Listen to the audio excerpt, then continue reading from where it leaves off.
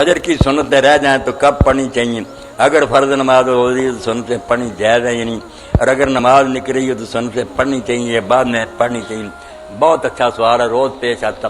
اس کا فیصلہ کن جواب سن لیں کہ جماعت ہوتے ہوئے سنتیں پڑھنا اس کی کوئی اجازت نہیں۔ اس سے بڑا ظلم کوئی نہیں کہ جماعت کھڑی ہو گئی ہے، فرض ہے، قرآن امام تلاوت کر رہا ہے، آواز آپ کے کانوں میں پڑ رہی ہے، آپ پیچھے سنتیں پڑھ رہے ہیں، وہ قرآن ہی نہیں اس کا سنتے، اور پھر کاٹ کاٹ کر پڑھ رہے ہیں کہ جلدی کریں کہیں رکوع نہ ہو جائے۔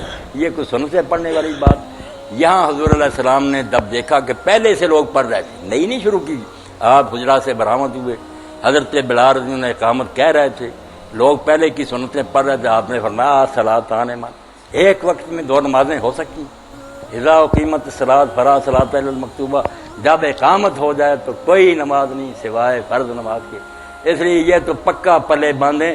امام ابو حنیفہ رحمۃ اللہ علیہ نے جو بیچاروں نے کہا تھا وہ مسجد میں پڑھنے کا نہیں کہا تھا، یہ جو ساتھ ہی اگر وہ کہتا تھا مسجد کے باہر اگر کوئی جگہ ملتی ہے نا، آپ اس مکان میں نہیں آتے نہ جماعت ہو رہی اور ایک رکعت پوری ملنے کا یقین ہے کہ دوسری تو چلو یہ سنت ذرا ضروری، یہ ان کا اجتہاد تھا۔